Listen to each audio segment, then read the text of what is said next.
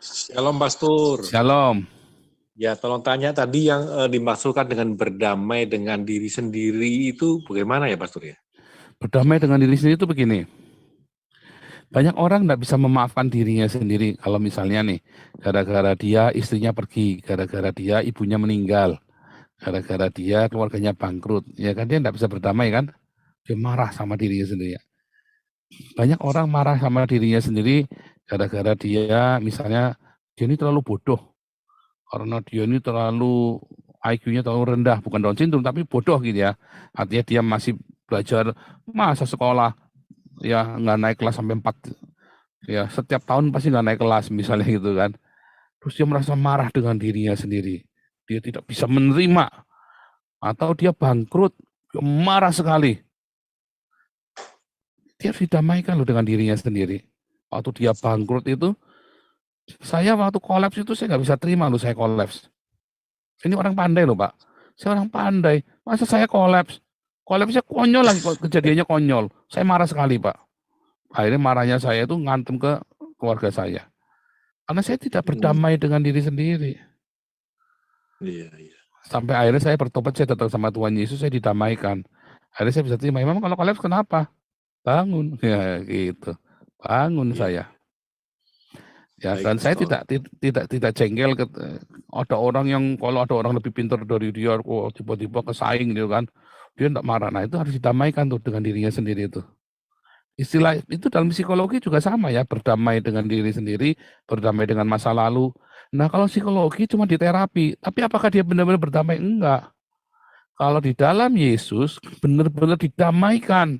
Karena dia berdamai dengan pencipta, maka dia mengalami metanoia. Terus kemudian dia bisa menerima dirinya sendiri bahwa dia berharga di hadapan Tuhan. Dan dia bisa berdamai. Kemudian perdamaian dengan dirinya sendiri itu membuat dia bisa berdamai dengan istrinya, dengan anaknya. Orang yang diperkosa sama incest itu, yang alami incest itu, dia untuk berdamai dengan anaknya di bawahnya juga susah. Orang yang ngalamin ya dari kecil dianiaya oleh orang tuanya sendiri, dihina atau dibully oleh orang tuanya sendiri, dia susah untuk memperlakukan anaknya dengan benar. Dia harus berdamai. Gitu. Jadi melalui ajaran agama Tuhan Yesus atau bagaimana, Pastor?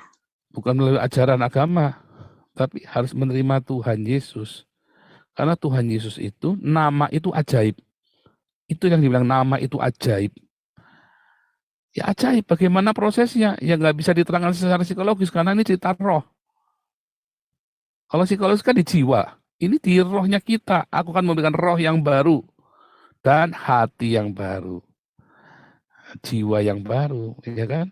Baru, rohnya dulu diperbarui, rohnya kita dibenerin, maka jiwanya kita bisa benar. Rohnya dibenerin dengan cara bagaimana, Pastor ya? Menerima Yesus sebagai Tuhan dan Juru Selamat. Oh iya, iya baik Pastor. Menerima.